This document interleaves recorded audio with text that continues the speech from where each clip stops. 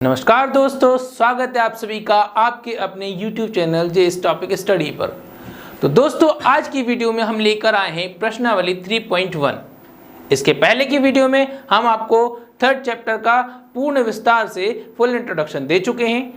इसके लिए आप अपनी पिछली वीडियो को ध्यान से देख लें ताकि आप आगे आने वाली वीडियो को अच्छे से समझ सकें।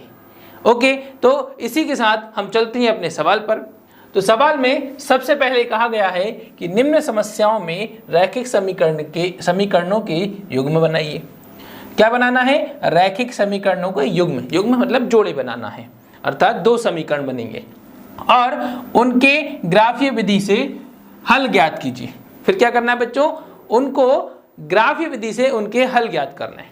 ठीक है बच्चों, तो यहां ध्यान रखिए, आपसे कौन सी विधि बोली जा रही है? ग्राफीय विधि बोली जा रही है। अब ग्राफीय विधि की बात हो रही है तो आइए हम सवाल पर आते हैं। ठीक है, आपको मैं ग्राफीय विधि के अनुसार कल बता चुका था। अब ग्राफीय विधि से दोनों चरों के मान कैसे निकलेंगे, आइए समझते हैं। तो हमारा प्रश्न है, कक्षा 10 के 10 विद्यार्थियों ने गणित की पहली प्रतियोगिता में भाग लिया। यदि लड़कियों की संख्या लड़कों की संख्या से 4 अधिक हो तो प्रतियोगिता में भाग लिए लड़कों की और लड़कियों की संख्या ज्ञात कीजिए। ठीक है बच्चों, तो हमने अपना सवाल पूरा पढ़ लिया है। आइए अब इनके बिंदुओं पर विशेष तौर पर ध्यान देते हैं ताकि हम समीकरण आसानी से बना सकें। तो समीकरणों को बनाने के लिए या रैखिक समीकरण युग्म बनाने के लिए आपको इन सवालों को ध्यान से पढ़ना बहुत ही ज्यादा जरूरी है। ठीक है बच्चों, तो क्या कहा है? सबसे पहली बात, 10 के कितने विद्यार्थी? 10 विद्यार्थी। कितने बच्चे? 10 विद्यार्थियों ने। और पहली बात नोट करने वाली बात क्या हो गई? पहली तो कितने विद्यार्थी हैं? 10 विद्यार्थी। दूसरी बात नोट करने वाली ये हो गई कि लड़कियों की संख्या क्या? लड़कियों की संख्या लड़कों की संख्या से कितनी? 4 अधिक है। ठीक है, लड़कियों की संख्या लड़कों की संख्या से कितनी अधिक है? 4 अधिक है। ठीक है, दो बातें हैं, इन दोनों बातों के आधार पर आपका समीकरण युग्म बनेगी। ओके, आइए तो हम पहले इनके समीकरण बनाते हैं और समीकरण बनाने के बाद फिर हम उनको ग्राफीय विधि से हल करते हैं। तो सबसे पहले जो लिखा जाएगा, क्या लिखेंगे? यह हमारा पहला प्रश्न है, तो हम लिखेंगे माना कि, ठीक है बच्चों, क्या लिखेंगे? माना कि, अब यहां पर बात हो रही लड़कियों और लड़कों की संख्या की। ठीक है, तो सवाल में जब भी आपसे कहा जाए कि जो ज्ञात, मतलब यहां पर जैसे कहा कि लड़कियों की संख्या ज्ञात कीजिए, लड़कों की संख्या ज्ञात कीजिए, तो आपसे जो ज्ञात करने के लिए कहा जाए आपको उन्हीं को मान लेना है। तो हम लिखेंगे माना कि लड़कियों की संख्या, क्या लिखना है बच्चों? लड़कियों की संख्या। ठीक है, तो लड़कियों की संख्या जो है वो हो गई हमारी x। ठीक है, लड़कियों की संख्या को x माना जाएगा। वहीं लड़कों की संख्या को हम क्या मान लेंगे? y मान लेंगे। ओके बच्चों, तो लड़कों की संख्या हो गई y। ठीक है, आप कोई भी दो चर ले सकते हैं, ए बी बोल दें, एक्स वाई बोल दें, पी क्यू बोल दें, कुछ भी, कोई भी दो चर। ठीक है, आपको तो सिर्फ क्या ध्यान रखना है कि आपको दो चरों का प्रयोग करना है। ठीक है, तो इस तरह से हमने लड़कियों की संख्या x हो गई और लड़कों की संख्या y हो गई। अब लड़कियों की संख्या हो गई, उसके बाद हमने सवाल में दो स्थितियां पढ़ी थी। कितनी? 2। एक कुल विद्यार्थियों की, तो हम लिखेंगे प्रथम स्थिति के अनुसार। क्या लिखेंगे? प्रथम स्थिति के अनुसार। ओके बच्चों, आपको ऐसे हमेशा हर सवाल में कितनी? 2 स्थितियां बनानी हैं। तो पहली स्थिति में आएगा कुल विद्यार्थी कितने हैं? 10 हैं, और कुल विद्यार्थी कैसे? लड़के और लड़कियों की संख्या को जोड़कर हम कुल विद्यार्थी पता करते हैं। तो ये हो गए लड़कियों की संख्या, ये हो गए लड़कों की संख्या, और कुल विद्यार्थी हो गए बराबर 10। इस तरह से हमारा बनता है पहला समीकरण। ठीक है बच्चों, अब पहला समीकरण हो गया, तो आइए द्वितीय स्थिति पर ध्यान देते हैं। तो द्वितीय स्थिति के अनुसार आप कहेंगे, अब सवाल में क्या कहा है कि द्वितीय स्थिति में लड़कों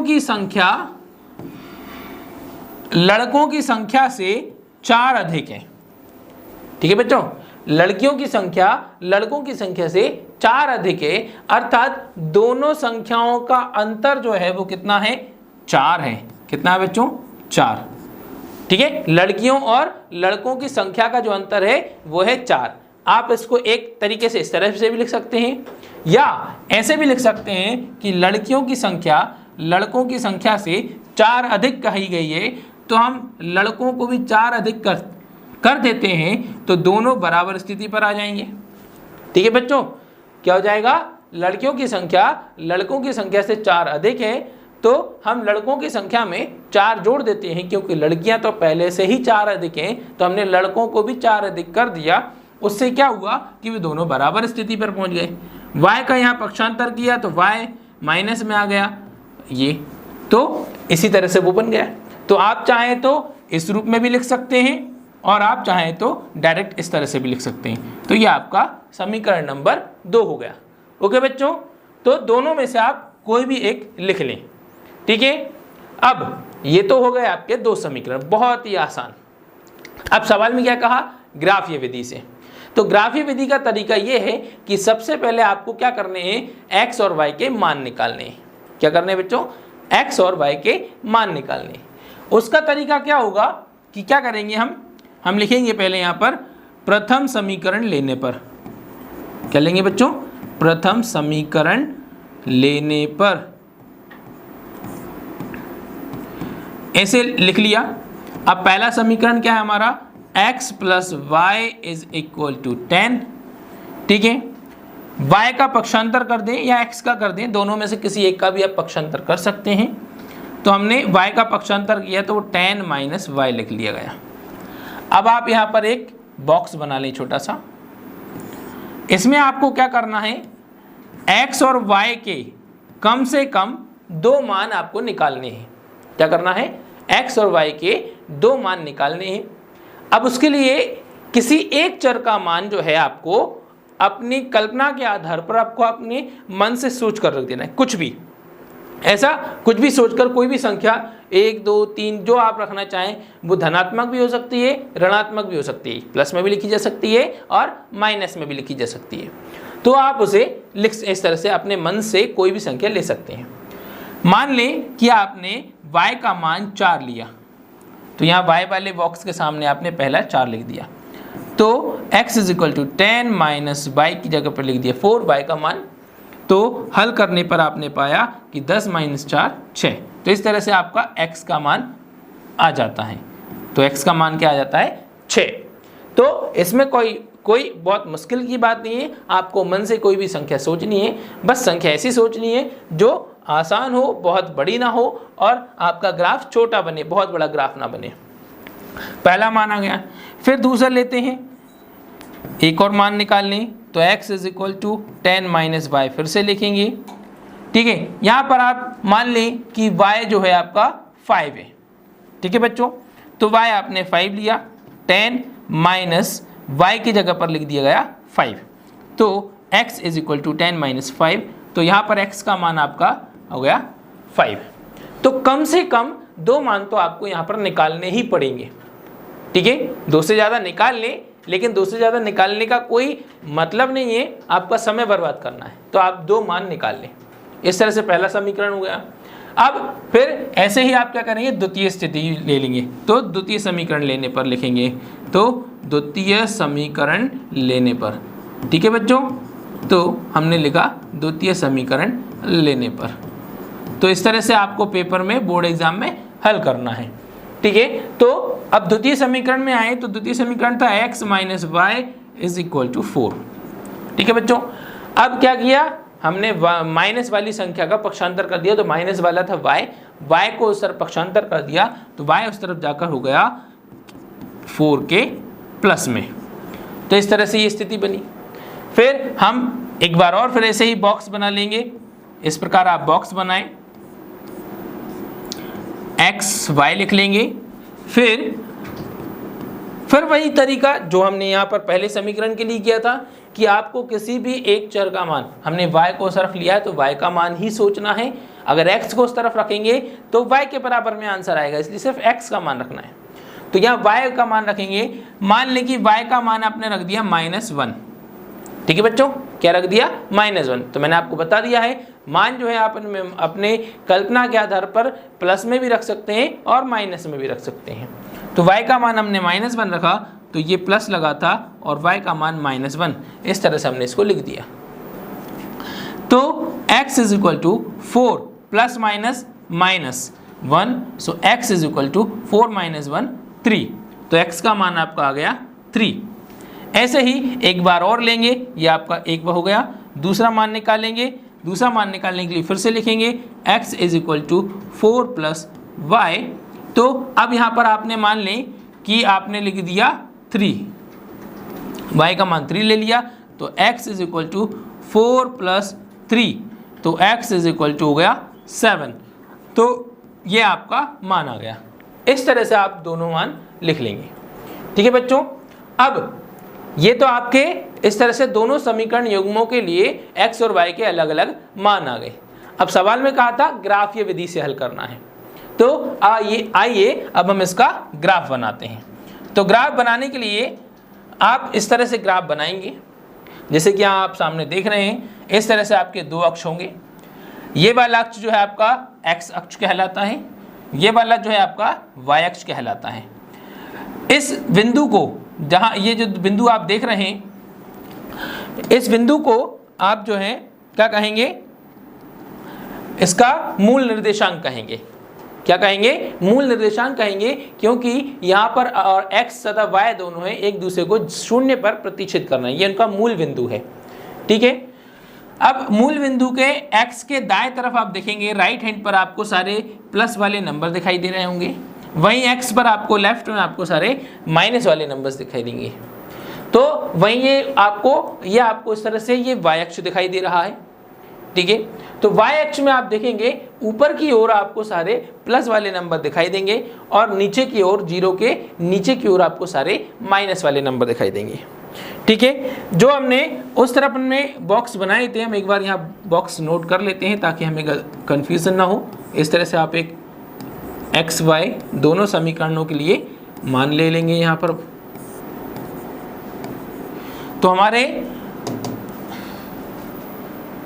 पहले में थे 6 4 5 5,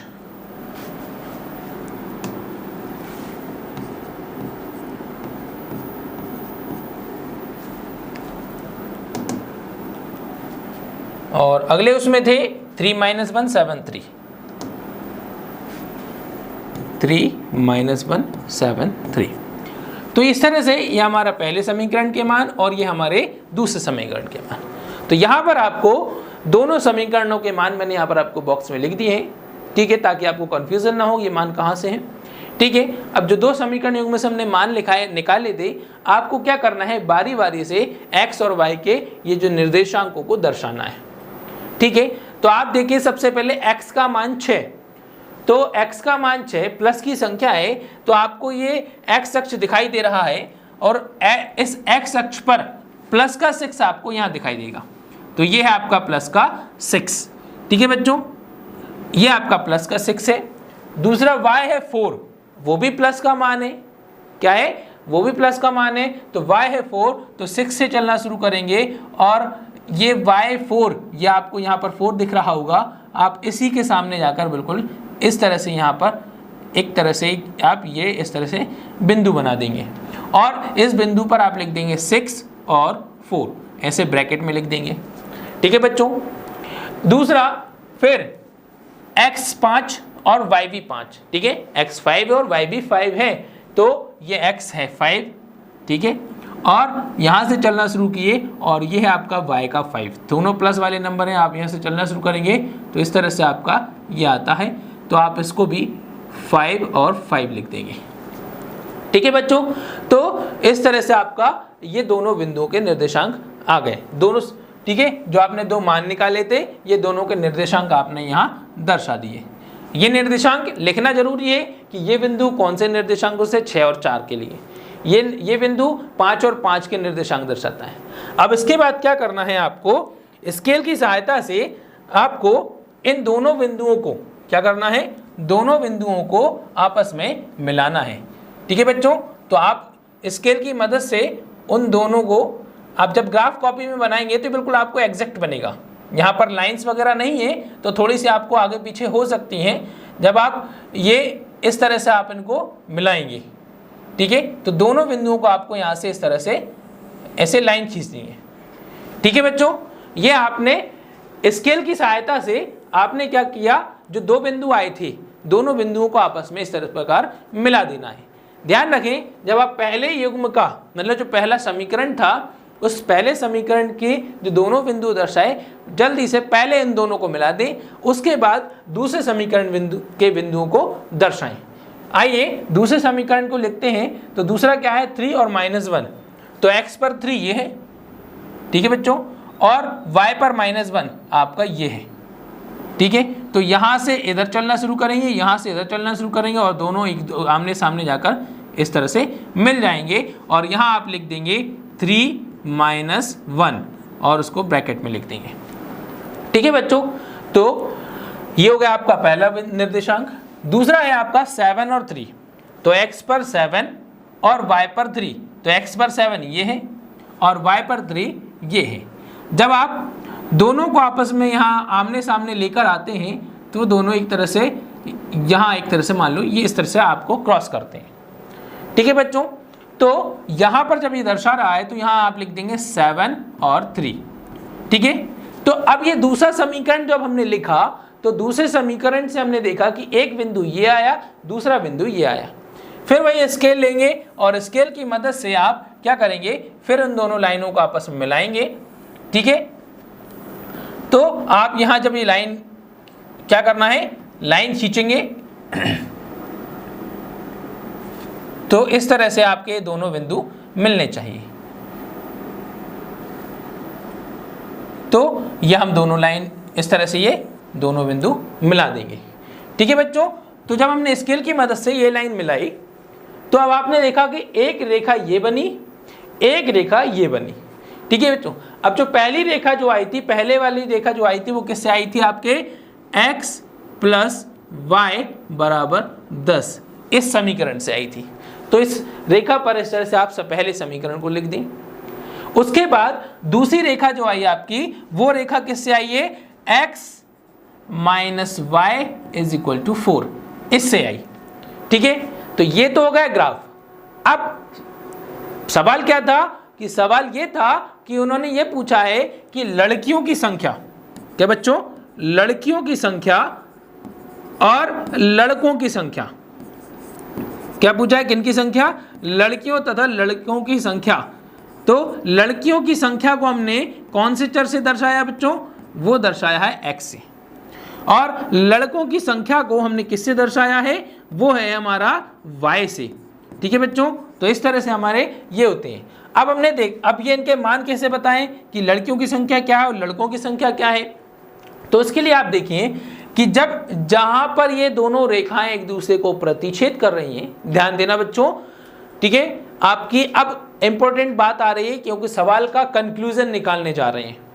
तो कंक्लूजन पर जाने के लिए आपको क्या करना है, इन दोनों रेखाओं पर फोकस करना है, दोनों रेखाओं को देखना है कि दोनों रेखाएं एक दूसरे को किस बिंदु पर प्रतिच्छेद कर रही हैं। तो दोनों रेखाएं एक दूसरे को इस बिंदु पर, यहाँ पर ये एक दूसरे को प्रतिच्छेद कर रही हैं। अब ये बिंदु देखें तो आपको यहाँ दिखाई दे रहा होगा, ये बिंदु x अक्ष पर किसके सामने जाता हुआ दिखाई दे रहा है, 7 के सामने। किसके सामने बच्चों, 7 के सामने, अर्थात x का मान हुआ 7। उसी प्रकार हम देखें y अक्ष पर ये जो है हमारा किस तरफ जा रहा है, 3 की तरफ जा रहा है। ये जो दो प्रतिच्छेद बिंदु जो है y अक्ष पर 3 के सामने, अर्थात y का मान क्या हो गया, 3 हो गया। तो हमारा कंक्लूजन निकलता है कि अतः लड़कियों की संख्या, क्या कंक्लूजन निकलता है, लड़कियों की संख्या बराबर 7 है। ठीक है बच्चों, लड़कियों की संख्या बराबर 7 है और लड़कों की संख्या बराबर 3 है। इस प्रकार से हमारा ये सवाल होगा और इस प्रकार से आपसे जितने भी ग्राफ द्वारा x और y के मान निकालने के लिए बोले जाएंगे, आपको सभी में यही करना है। क्या करना है कि सवाल को ध्यान से पढ़ना है, सवाल को ध्यान से पढ़ेंगे और इस तरह से पहला समीकरण बनाएंगे, दूसरा समीकरण बनाएंगे, फिर पहले समीकरण के x और y के दो मान निकालेंगे, फिर दूसरे समीकरण के x और y के दो मान निकालेंगे।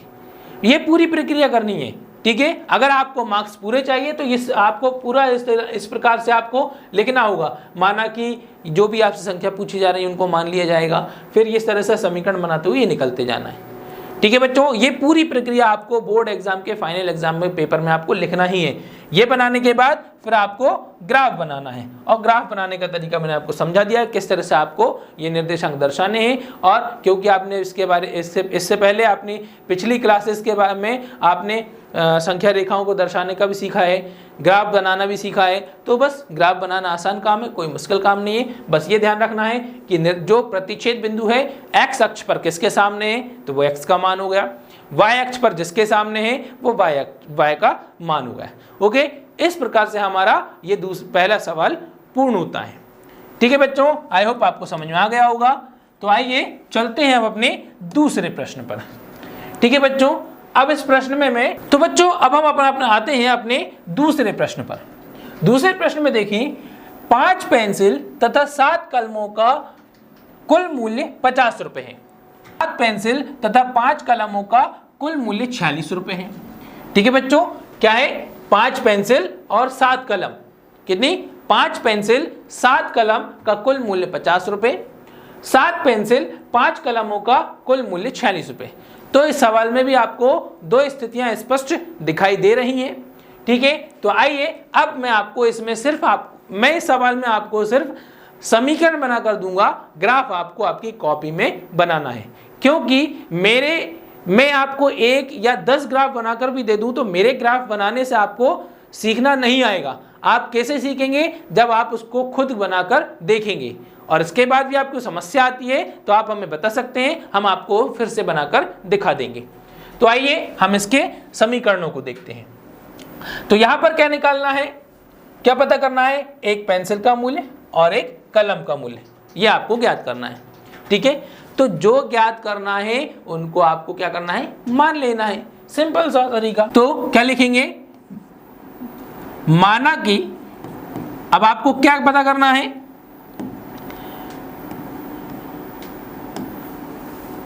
पेंसिल का मूल्य।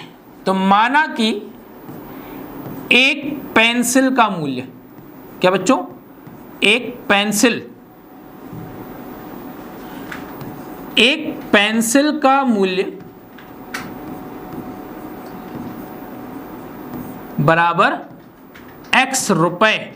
ध्यान रखना बच्चों, रुपए की बात हो रही है इसलिए रुपए में लिखें। जब आयु की बात हो वर्ष लिखें। तो जिस मान के में आपसे पूछा जाए, जिस रूप में आपसे किसी चीज का मान निकालने को कहा जाए, उसकी यूनिट जरूर लिखें, उसकी इकाई जरूर लिखें। सेंटीमीटर है सेंटीमीटर, मीटर है तो मीटर, रुपए है तो रुपए। ओके बच्चों, तो माना कि एक पेंसिल का मूल्य कितना? x रुपए। वही एक कलम, तो एक कलम का मूल्य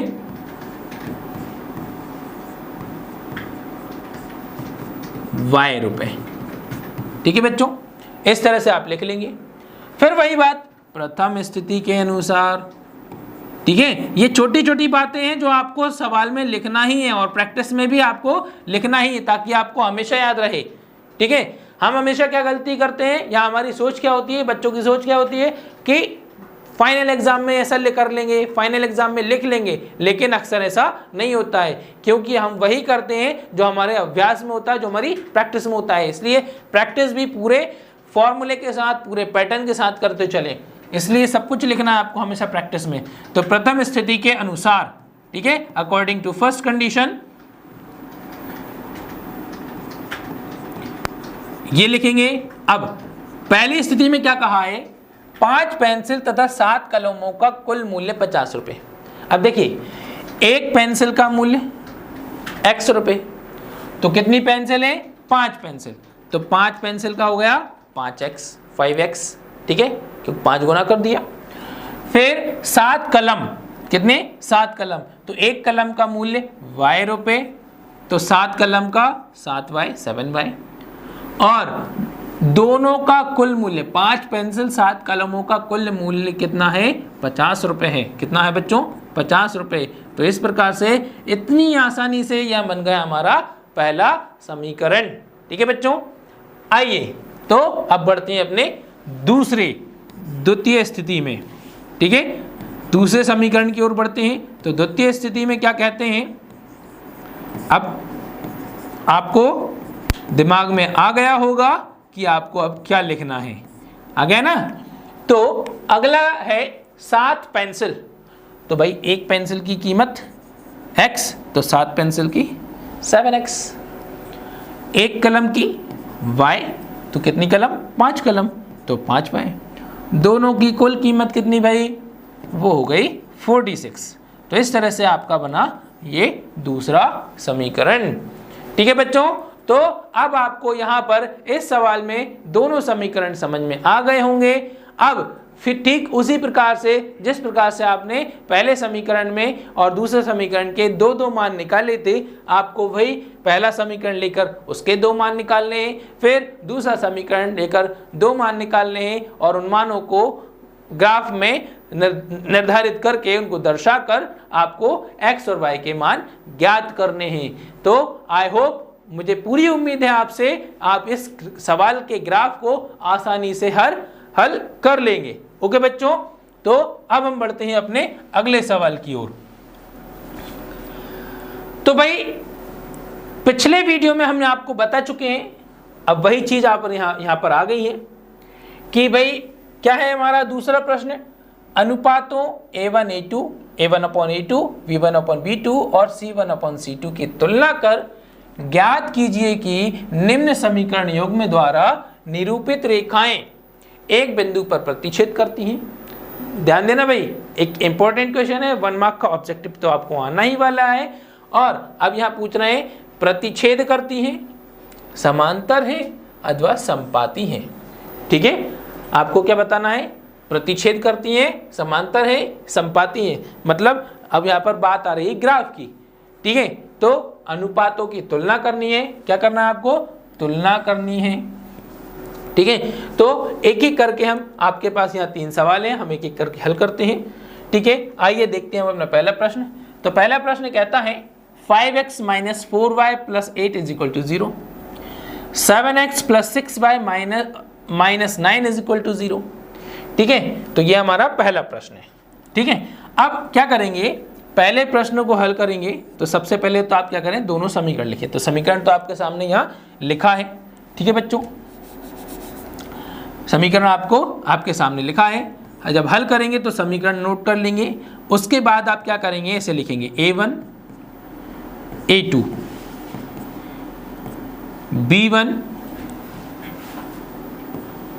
b1 बराबर और b2 बराबर, c1 बराबर और c2 बराबर। ठीक है बच्चों, अब क्या करना है? मैंने आपको बताया था ABC जो है क्या है? पूर्णांक है। ये आपके पूर्णांकों को दर्शाते हैं, या फिर आप यूं कहें कि आपको सिर्फ गुणांक लिखने हैं। तो A1 यहाँ पर चर का प्रयोग नहीं करना है, सिर्फ आपको गुणांक लिखने हैं। तो A1 हो गया आपका 5, A2 हो गया 7। ठीक है बच्चों, तो इस तरह से हमने लिखा, ये आपको दिख रहा है। A1 हो गया 5, A2 हो गया 7। फिर B1 देखें तो आपको दिख रहा होगा यहाँ पर क्या है? -4। ठीक है, क्या है? -4 है। आप इसे सिर्फ 4 नहीं कहेंगे, क्या कहेंगे? -4 कहेंगे। तो B2 देखेंगे आप, B2 क्या है आपका? 6 है। ठीक है बच्चों, तो जो गुणांक प्लस में है उसे प्लस में लिखना है, जो गुणांक आपका माइनस में था माइनस में लिखना है। तो 4 आपका माइनस में था तो -4 लिखा, 6 आपका प्लस में था तो प्लस में लिखा। अब C के देखें तो C जो है आपका 8, क्या है बच्चों? 8, तो C लिख दिया आपने 8। और यहाँ C2 देखेंगे तो वो हो गया आपका -9। इस तरह से आप सारे गुणांकों को लिख लेंगे। अब गुणांक लिखने के पश्चात आपको क्या करना है? इनकी तुलना करनी है। तुलना कैसे करेंगे? सबको अनुपात के उस रूप में लिख लें, 5/7 -4/6 और 8/9। इस प्रकार से आप लिख लेंगे। लिखने के बाद अब आप देखें, ये 5/7 और -4/6, 5/7 अपने निम्नतम रूप में है, बिल्कुल है ना, इनको किसी भी संख्याओं से भाग नहीं दिया जा सकता है। दूसरा -4/6 अपने निम्नतम रूप में है, तो अभी नहीं है। तो पहले क्या करना है, इसको आपको इसके निम्नतम रूप में पहुंचाना है, और निम्नतम रूप में पहुंचाने के लिए आप क्या करेंगे, 2 से दोनों को भाग देंगे, 2 दूनी 4 होता है, 2 तिया 6 होता है। फिर इसके बाद 8/9 भी अपने निम्नतम रूप में है। ओके, अब तो आप इसको ऐसे लिख लें 5/7 -2/3। पहले हम इन दोनों के बीच देख लें कि ये दोनों अनुपात बराबर है या नहीं, समान है या नहीं, उसके बाद हम सी को देखेंगे। तो आप देखें 5/7 और -2/3, क्या ये दोनों समान हैं, बराबर हैं? तो ये बराबर नहीं है। क्या हुआ, ये बराबर नहीं है। जब बराबर नहीं है तो स्थिति क्या बनती है, A1/A2 बराबर नहीं है B1/B2 के। तो अब पिछली वीडियो में हमने आपको बताया था ये कौन सी स्थिति होती है, ये एक अद्वितीय हल की स्थिति होती है। ठीक है, क्या होती है, एक अद्वितीय हल की स्थिति होती है। तो आप यहां लिखेंगे अतः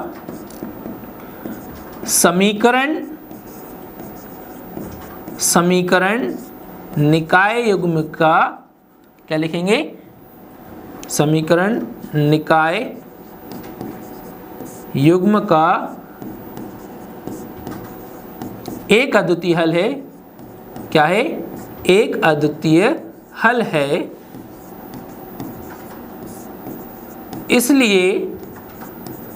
इसलिए इसको आप नीचे भी लिख सकते हैं। ठीक है, इसलिए रेखाएं प्रतिच्छेदी कैसी होंगी, रेखाएं प्रतिच्छेदी, रेखाएं प्रतिच्छेदी होंगी। तो इस प्रकार से आपको अपने सवाल को एग्जीक्यूट करना है, खत्म करना है। ओके बच्चों, तो क्या करना है, ऐसे आपको A1 A2 B1 B2 C1 C2 के मान लिखने हैं, अनुपातों की तुलना करनी है। अनुपातों की तुलना करके आपको देखना है कि कौन सी स्थिति बन रही है। स्थिति को बताना है कि समीकरण निकाय युग्म का एक अद्वितीय हल है, या जो भी हल हो, हल के अनुसार वैसी रेखाएं होंगी। ओके बच्चों, आई होप आपको समझ में आ गया होगा। चलिए तो अब अपना देखते हैं दूसरा प्रश्न क्या कहता है। ठीक है बच्चों, तो दूसरा प्रश्न है आपका 9x + 3y + 12 = 0। ठीक है, तो हम क्या है दूसरा प्रश्न हमारा, 9x + 3y + 12 = 0 और 18x + 6y + 24 = 0। क्या है, 18x + 6y + 24। तो 18x + 6y + 24 = 0। तो इस तरह से हमारे ये दोनों समीकरण हैं। ये पहला समीकरण, ये हो गया दूसरा समीकरण। फिर से आपको वही करना है कि A1 A2 B1 B2 के मान लिखने हैं। तो A1 बराबर आपका क्या मान है, 9 है। B1 बराबर क्या है, 3 है। और C1 बराबर क्या है, 12 है। इस तरह से मान लिख लिए। फिर A2 बराबर क्या है, 18 है। ठीक है बच्चों, B2 बराबर क्या है आपका, 6 है। और C2 बराबर जो है क्या है, 24 है। ठीक है बच्चों, तो इस तरह से आपने ABC के मान लिख लिए। फिर इनकी तुलना करेंगे। तो यहाँ लिखा 9/18, यहाँ लिखा 3/6, फिर यहाँ लिखा 12/24। इस तरह से आप यानी कि अनुपात लिख लेंगे। अनुपात लिखने के पश्चात आप इनको क्या करेंगे, इनके निम्नतम रूप में लिखेंगे। क्या करेंगे, निम्नतम रूप में लिखेंगे। तो यहाँ निम्नतम रूप में लिखने के लिए जैसे 9 × 9 9 दूनी 18, 3 × 3 3 दूनी 6। ठीक है, और ऐसे 12 × 12 12 दूनी 24। आप अपनी सहूलियत के अनुसार आप इनको भाग दे सकते हैं। ठीक है, जिनको बड़े पहाड़े आते हैं वो बड़े पहाड़े से डायरेक्ट भाग दे सकते हैं। भाई जैसे 12 से 12 × 12 12 दूनी 24। जो 2 से करना चाहें 2 से करें, थोड़ा सा उसमें फिर समय आपका ज़्यादा लग जाएगा। ठीक है, तो इस तरह से हमने अनुपात निकाले। तो सभी के अनुपात जो हैं 1/2 1/2 और 1/2। क्या है बच्चों, सभी के अनुपात में क्या आया, 1/2। अर्थात तीनों अनुपात कैसे हैं, समान है। अब क्या स्थिति बनेगी इसमें, A1/A2 बराबर है, इक्वल है V1/B2 के, और वो बराबर है C1/C2 के। तो इस तरह से आप पाते हैं कि यहाँ पर तीनों अनुपात जो हैं वो आपके समान हैं। अब जब तीनों अनुपात समान होते हैं तो हम लिखेंगे अतः समीकरण, क्या लिखेंगे, अतः समीकरण निकाय युग्म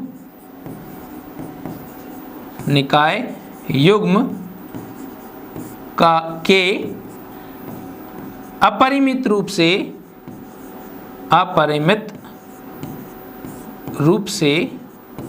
अनेक हल हैं। यहाँ आप सीधा डायरेक्ट अनेक हल भी लिख सकते हैं, अनेक हल हैं। ठीक है बच्चों, क्या लिखना है, अतः समीकरण निकाय युग्म के अपरिमित रूप से अनेक हल हैं, इसलिए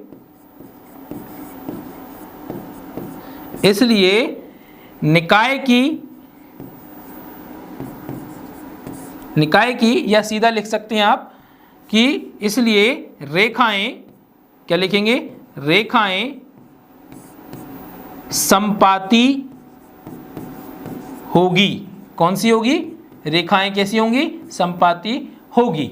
इस प्रकार से आपको समीकरण निकाय युग्म के हल बताते हुए रेखाओं का प्रकार बता देना है। तो इस तरह से हमारा ये दूसरा सवाल हो गया है, और जो कि बहुत आसान है। इसी प्रकार से आपको क्या करना है, ये तीसरा सवाल भी करना है। ठीक है बच्चों, आई होप आपको ये अनुपातों की तुलना करना समझ में आ गई होगी, क्योंकि अब इसी प्रकार से आगे और भी सवाल आ रहे हैं, वहां पर भी आपको तुलना करनी है, और तुलना करके आपको और उन प्रश्नों के अनुसार उनके जवाब देने हैं। तो चलिए अब बढ़ते हैं अपने अगले तीसरे प्रश्न की ओर। ठीक है, तो तीसरे प्रश्न में क्या है हमारा, फिर से बात हो रही है कि क्या बात हो रही है कि क्या करना है, तुलना करनी है। क्या करना है, तुलना ज्ञात करनी है। ठीक है, तो तुलना करना तो मैंने आपको अभी बता ही दिया। अब इसमें क्या बताना है कि अनुपातों A1/A2, B1/B2 और C1/C2 की तुलना कर ज्ञात कीजिए कि निम्नलिखित समीकरणों के युग्म संगत हैं या असंगत। तो कल जैसा कि मैंने आपको उस टेबल के माध्यम से बताया था कि संगत कब होते हैं और असंगत कब होते हैं। आई होप मुझे अब आपको ये पूरा सवाल बताने की जरूरत नहीं है, आपको सिर्फ क्या करना है, तुलना करनी है। और तुलना मैंने आपको भी पिछले दो सवालों में करके दिखाई है। फिर भी मैं आपको यहाँ पर एक ये भिन्न वाली तुलना करके दिखा देता हूँ। ठीक है, जिससे आपको, बाकी ये आपके सिंपल है, या आप यहाँ पहले जो सरल संख्याओं के रूप में लिखें वो आप आसानी से हल कर सकते हैं। आपको मैं भिन्न के रूप में जो लिखा हुआ है, जैसे हमारा ये तीसरा प्रश्न है, वो आपको मैं अनुपात की तुलना करके दिखा देता हूँ कि कैसे तुलना होगी भिन्न वाली संख्याओं की। ठीक है, और फिर उसके बाद कैसे उनके संगत या असंगत हल होंगे। तो ठीक है बच्चों, आइए हम अपना देखते हैं तीसरा प्रश्न। ठीक है, क्योंकि मैं आपको बार बार कह रहा हूं, अभी हमने पिछले सवाल में भी किया, दूसरे सवाल जो हमने किया उसमें भी तुलना की, ठीक उसी प्रकार से यहां पर भी वही तुलना करनी, कोई नया काम नहीं है। ठीक है बच्चों, तो आइए हम देखते हैं अपना तीसरा प्रश्न। तीसरे प्रश्न की तुलना करते हैं। तो तीसरा प्रश्न देखते हैं हम अपने 3/2x plus 5/3y is equal to 7। 5/3y is equal to 7, ये हो गया हमारा पहला समीकरण। फिर दूसरा समीकरण क्या है हमारा, दूसरा समीकरण है 9x minus 10y is equal to 10। क्या बच्चों, 9x minus 10y is equal to 10। ठीक है, तो ये दूसरा वाला समीकरण तो है जो बिल्कुल सरल रूप में ही है, बस आपका पहला वाला जो है भिन्न के रूप में है। तो आइए इसको देखते हैं। फिर वही अनुपात लिखे जाएंगे, मतलब पहले ए बी सी के मान लिखे जाएंगे। तो A1, ठीक है, A1 लिखा जाएगा 3/2। तो वहीं A2 क्या लिखा जाएगा, वो होगा 9। ठीक है बच्चों, फिर B1 क्या लिखा जाएगा, वो 5/3। तो वहीं B2 जो लिखा जाएगा वो क्या लिखा जाएगा, -10। ओके, C1 जो लिखा जाएगा वो होगा 7। ठीक है, और वहीं C2 जो होगा वो क्या लिखा जाएगा, वो होगा 10। इस प्रकार से आपने सारे ABC, A1, B1, C1, A2, B2, C2 के सारे मान लिखने हैं, ठीक जिस प्रकार से हमने पहले लिखे थे। अब आइए तुलना करते हैं। तो यहाँ देखें 3/2 और उसके बटे में A2, फिर इधर 5/3 और उसके बटे में -10, C1 7/10। ठीक है बच्चों, अब आप चाहें तो नीचे वाली जो संख्या है उनके बटे में 1 लगा सकते हैं, ठीक है, ताकि आपकी थोड़ी सी परेशानी दूर हो, तो आपके लिए आसानी बने। तो अब इनको हल कैसे करना है, क्या होता है, एक नियम है, एक तरीका है, जब भी भिन्न के भाग में कोई भिन्न होता है, ठीक है बच्चों, क्या होता है, जब भी कोई भिन्न के भाग में कोई भिन्न होता है तो आप क्या करते हैं, जो नीचे वाला जो भिन्न है, ठीक है, उस नीचे वाले भिन्न का व्युत्क्रम कर देते हैं। क्या कर देते हैं, व्युत्क्रम कर देते हैं। और जब वो व्युत्क्रम कर देते हैं तो वो क्या हो जाता है, वो भाग के स्थान पर अब P/Q का व्युत्क्रम किया तो वो हो जाएगा Q/P, ठीक है। अब जब वो हमने व्युत्क्रम कर दिया तो भाग के स्थान पर वो किस में आ जाता है, गुणा के रूप में लिख दिया जाता है, ठीक है बच्चों। तो ये बात ध्यान रखना, जब भिन्न के बटे में भिन्न हो तो नीचे वाली भिन्न का व्युत्क्रम कर देना है और उस व्युत्क्रम को गुणा के रूप में लिख देना है, ये हमारा नियम है। ओके बच्चों, अब ठीक इसी प्रकार से हम इसमें ये करेंगे कि 3/2 के भाग में 9/1 है, तो हम 9/1 का उल्टा लिखते हैं तो वो हो जाता है 3/2 और 9/1 का हो जाएगा 1/9। तो भाग में था वो गुणा में आ गया। ऐसे इस तरफ 10/1 का उल्टा -10/1 का उल्टा करते हैं तो -10/1 का हो जाएगा 1/10, तो वो भी गुणा में आ जाएगा, ठीक है। अब और इधर तो सरल रूप में है ही, ठीक है, तो 7/10, यहाँ कुछ करने की आवश्यकता नहीं है। ओके, तो अब यहाँ देखें 3 एकम 3, 3 तिया 9, यहाँ तीजे रूप में भाग दे दिया, ठीक है, तो ये हो गया। अब ऊपर क्या बचा, सिर्फ 1 बचा और नीचे 2 गुणा 3 तो हो गया 6। तो यहाँ पर इसको हल करने पर आपने पाया 1/6। फिर इधर इसको हल करेंगे तो 5 एकम 5, 5 दूनी 10, क्या है बच्चों, 5 दूनी 10। ऊपर यहाँ भी 1 ही बचा, 1 गुणा 1 1 और 3 दूनी 6, ठीक है। और यहाँ ध्यान रखें कि माइनस भी है, ये ना भूल जाएं, ठीक है, क्योंकि 10 माइनस में था ये, ठीक है। अगला यहाँ पर है 7/10। अब आप मुझे ये बताएं कि ये जो 1/6 और ये -1/6 संख्या तो समान दिख रही है, क्या ये वास्तव में समान है, ठीक है। तो ये वास्तव में ये समान नहीं है। क्यों नहीं है, क्योंकि ये संख्या जो है, ये वाली जो संख्या है वो प्लस की है और ये वाली संख्या जो है माइनस की है, ठीक है।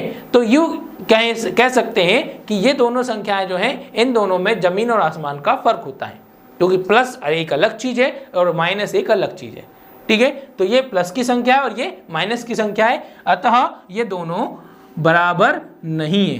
क्या बच्चों, बराबर नहीं है, और बराबर नहीं है तो हमारी स्थिति बनती है A1/A2 बराबर नहीं है B1/B2 के। ओके बच्चों, तो क्या लिखेंगे, A1/A2 बराबर नहीं है B1/B2 के। तो फिर हमारा कंक्लूजन लिखा जाएगा, तो क्या कंक्लूजन लिखा जाएगा, अतः समीकरण निकाय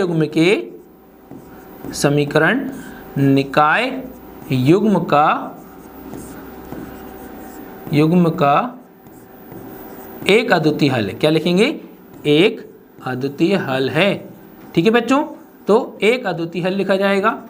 अब आपसे क्या पूछा था, संगत असंगत, क्या पूछा था आपसे, संगत असंगत। तो समीकरण निकाय युग्म का एक अद्वितीय हल है, ठीक है, ठीक है।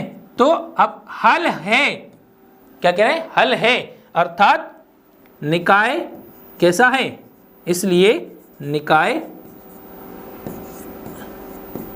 या इसलिए जो आपका हल होगा वो कैसा होगा, हल संगत है। कैसा है, इसलिए यह संगत है। क्या हो गया, इसलिए यह संगत है। ठीक है, तो इसको आप यहाँ लिख देंगे, इसलिए यह संगत है। ठीक है बच्चों, तो इस प्रकार से आप तुलना करते हुए, अब आपसे चाहे तो रेखाओं के बारे में पूछा जाए, अब आपसे चाहे तो संगत असंगत के रूप में पूछा जाए, या आपसे सिर्फ हल के प्रकार पूछे जाए कि वो कौन सा हल है, तो आपको सिर्फ क्या करना है, सभी में एक ही क्रम में जिस प्रकार से यहाँ किया है इसी प्रकार से सभी को आपको क्या करना है, अनुपातों की तुलना करनी है। तुलना के आधार पर आपको हल का प्रकार बताना है। ठीक है बच्चों, तो ये है आपका संगत असंगत बताने का तरीका, या ये है आपका अनुपातों की तुलना करके ग्राफ बताना कि ग्राफ किस प्रकार का बनेगा, और यही है आपका सिर्फ हल बताना कि वो कौन सा हल है। तो इस तरह से हमारा ये सवाल भी हल हो जाता है। तो अब इसमें आपको जितने भी सवाल दिए गए हैं, ठीक है, हमारे पहले, दूसरे, तीसरे, चौथे, पांचवें, ये पांचों प्रश्न जो हैं अब आप आसानी से, मुझे पूर्ण विश्वास है कि अब आप ये पांचों सवाल जो हैं आसानी से हल कर सकते हैं, क्योंकि इनमें बहुत कोई मुश्किल नहीं है, कोई परेशानी नहीं है, सिर्फ आपको सिंपल सा इनकी तुलना करनी है। तो आइए बढ़ते हैं अपने चौथे प्रश्न की ओर। तो हमारा चौथा प्रश्न क्या है, निम्न रैखिक समीकरणों के युग्मों में से कौन से युग्म संगत असंगत है। तो फिर अभी संगत असंगत तो हमने अपने पिछले तीसरे प्रश्न में बताया ही था कि संगत असंगत कैसे पता करते हैं। तो आई होप अब आप आसानी से करते जाएंगे। तो संगत असंगत हो गया, तो संगत असंगत। अब आगे बात क्या आती है इस सवाल में, नई बात जो आ रही है, यदि संगत है तो ग्राफीय विधि से हल ज्ञात कीजिए। क्या करना है, यदि संगत है तो आपको इसको ग्राफिक विधि से हल करना है। तो ग्राफिक विधि भी हम कर चुके हैं, संगत असंगत निकालने का तरीका भी कर चुके हैं। तो अब आप इसमें से कौन सा सवाल करें हम, क्योंकि सभी में वही तुलना करनी है, पहला भी आपके लिए बहुत आसान रहेगा। होने को तो खैर चारों सवाल ही आपके लिए काफ़ी आसान है, क्योंकि ना तो यहाँ तो भिन्न के रूप में कोई संख्या है और ग्राफ भी हम आपको बना के बता चुके हैं। आइए हम इसमें एक सवाल और किसी में आपको ग्राफ बनाकर दिखाते हैं। तो हम यहाँ पर तीसरा प्रश्न ले लेते हैं।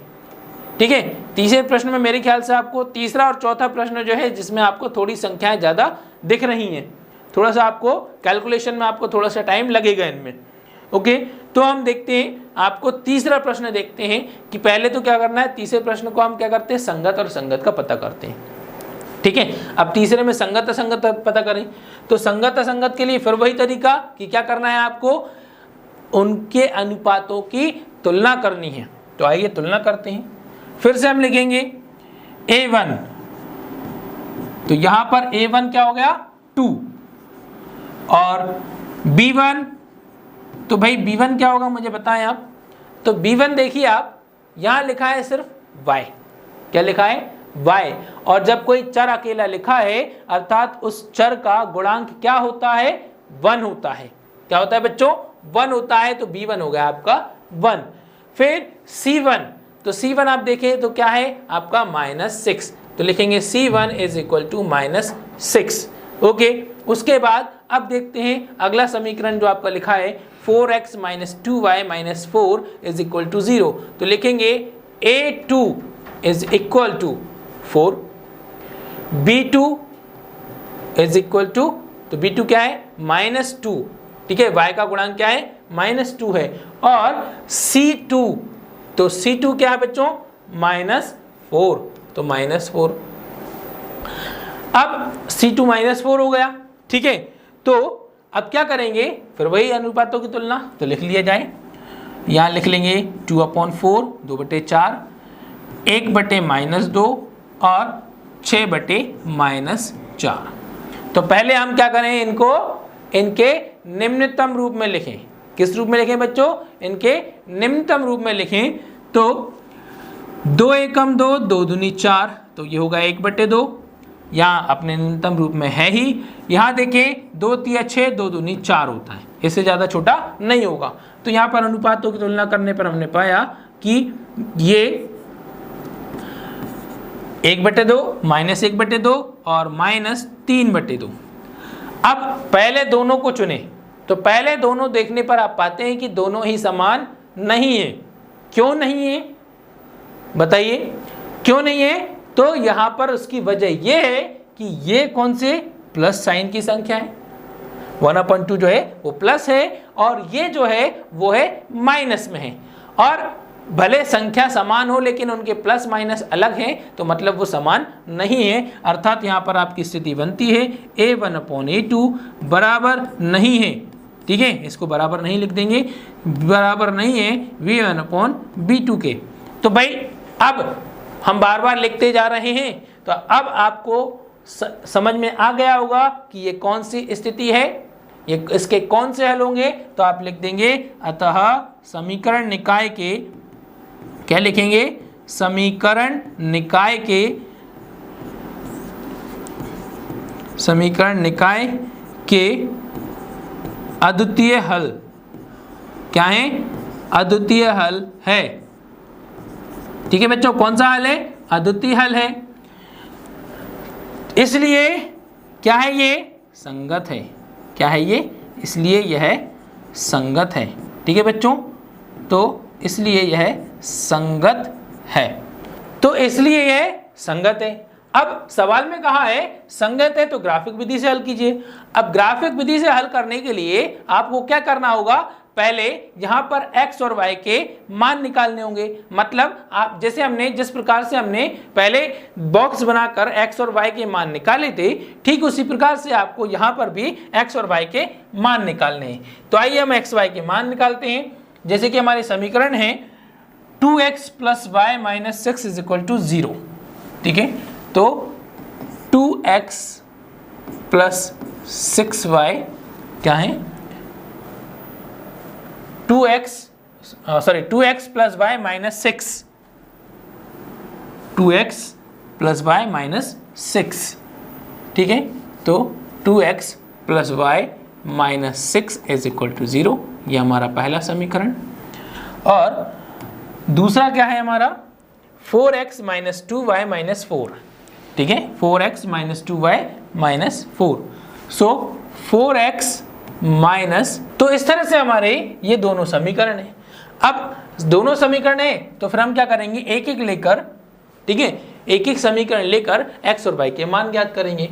तो हम लेंगे पहला समीकरण, तो लिख लेते हैं यहाँ पर प्रथम समीकरण लेने पर। ठीक है, या प्रथम समीकरण से। ठीक है, तो प्रथम समीकरण लेने पर, ठीक है, लेने पर, तो पहला समीकरण लिखा जाए तो 2x + y - 6 = 0। तो क्या करेंगे, किस प्रकार से हल करेंगे। अब आप यहां देखें, पक्षांतर कुछ इस प्रकार से करें कि आपको बराबर के इस तरफ वाला जो चर बचे वो सिर्फ अकेला बचे, उसके साथ कोई संख्या ना रहे। तो हम यहाँ पर देखते हैं y अकेला है, y के साथ कोई गुणांक नहीं है, एक होता है। ठीक है, तो हम क्या करेंगे, पहले हम -6 का पक्षांतर करें तो आपका बनेगा 2x + y = +6।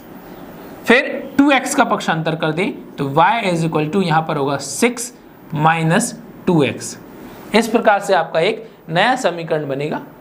अब आपको क्या करना है, यहाँ पर फिर वही बॉक्स बनाना है। इस प्रकार से बॉक्स बना लें, x और y लिख लें। अब आपके सामने इस तरफ, दूसरी तरफ जो है x लिखा हुआ है, तो आप क्या करेंगे, x के मान सोचेंगे। अब x के मान इस तरह से सोचने हैं कि आपको यहाँ पर हल करने पर संख्याएं भिन्न के रूप में प्राप्त ना हो, ऐसी प्राप्त हो जिनको आप ग्राफ के ऊपर आसानी से दर्शा सकें। ठीक है बच्चों, तो हम मान लें कि यहाँ पर लिख लेते हैं x जो है आपका 2 आता है।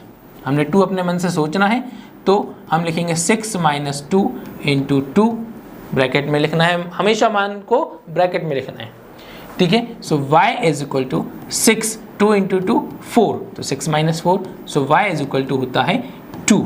तो यहाँ पर y भी आपको 2 प्राप्त हुआ। फिर एक बार ये होगा आपका पहला। ठीक है, एक और ले लें, दूसरा मान निकाल लें, तो y = 6 - 2x। ओके, सो y = 6। सपोज हमारा x का मान हो गया, मान लीजिए कि 4 हो जाता है, मान लीजिए हमने 4 रख लिया। अब जब हम 4 लिखते हैं तो -2 और x की जगह पर आपको लिखना है 4। अब क्या होगा, 6, 2 इंटू -4, तो वो हो जाएगा -8। सो y इज इक्वल टू हो जाएगा -2, तो यहाँ पर आ गया आपका -2। ओके, ये पहले समीकरण से हो गया।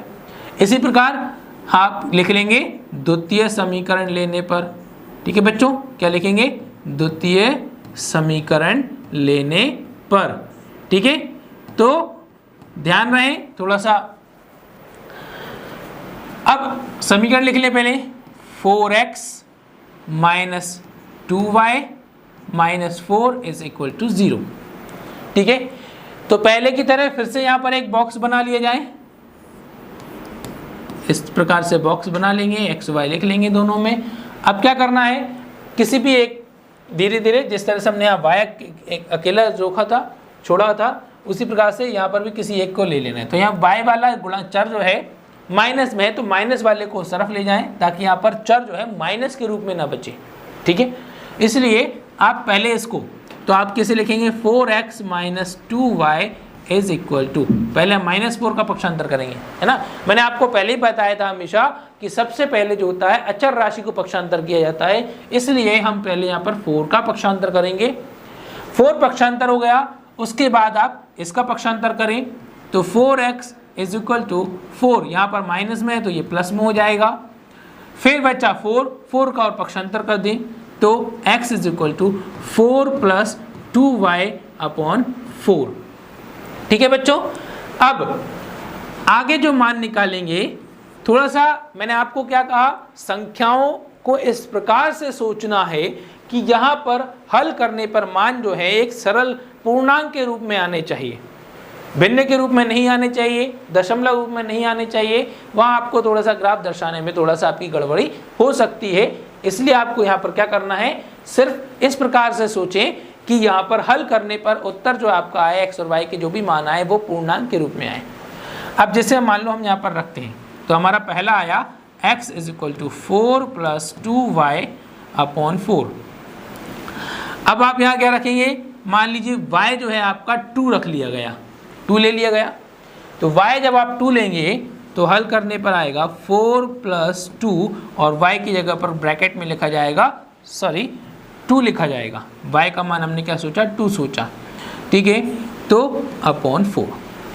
अब हल करें इसको, तो पहले ब्रैकेट सॉल्व किया जाएगा, सो 4 प्लस 2 इंटू 2 4 अपॉन 4, और 4 प्लस 4 8 अपॉन 4, तो x इज इक्वल टू आया 2, तो x का मान भी आ गया आपका 2। ठीक है, इसी प्रकार से आपको फिर क्या करना है, दूसरा मान भी निकालना है। क्या कि फिर से लिखेंगे x is equal to 4 plus 2y upon 4। ठीक है, अब आप यहाँ पर लिखेंगे, मान लीजिए कि y का मान आपने क्या ले लिया, 4 ले लिया। ठीक है बच्चों, क्या ले लेंगे, 4 ले लेंगे, और 4 जब हमने लिया तो x is equal to 4 plus 2 और ब्रैकेट में y की जगह पर लिख दिया जाएगा 4। ठीक है बच्चों, तो अब अपॉन में 4, और इसको जब हमने सॉल्व किया तो 4 प्लस 2 इंटू 4 8 अपॉन 4, तो 8 प्लस 4 होता है 12 upon 4, so x is equal to होता है 3। तो इस तरह से हल करने पर आया x इज इक्वल टू 3। तो इस प्रकार से आपने देखिए कि आपके ये दो मान, दोनों समीकरणों के मान अलग अलग आ गए हैं। आइए अब हम इनका ग्राफ बनाते हैं। ठीक है बच्चों, मेरे ख्याल से आपको ये बातें फिर से समझ में आ गई होंगी, और यहाँ पर थोड़े से ध्यान रखें, भिन्न वाले जब ये भिन्न के रूप में, बटे के रूप में जब संख्या लिख जाएगी तो आपको संख्या कुछ इस प्रकार से सोचनी है, और सोचने में बहुत दिमाग लगाने वाली चीज़ ये नहीं है, बहुत आसान सी चीज़ है। ठीक है, थोड़ा सा इमेजिनेशन को आपको स्ट्रॉन्ग करना है, थोड़ा सा सोचना है, और उसके मान रखने हैं। मान इस प्रकार से रखने हैं कि संख्या सरल रूप में, पूर्णांक के रूप में आसानी से हल हो जाए। ओके, तो आइए अब अपने ग्राफ की ओर चलते हैं। तो आइए अब हम अपने ग्राफ को बनाते हैं।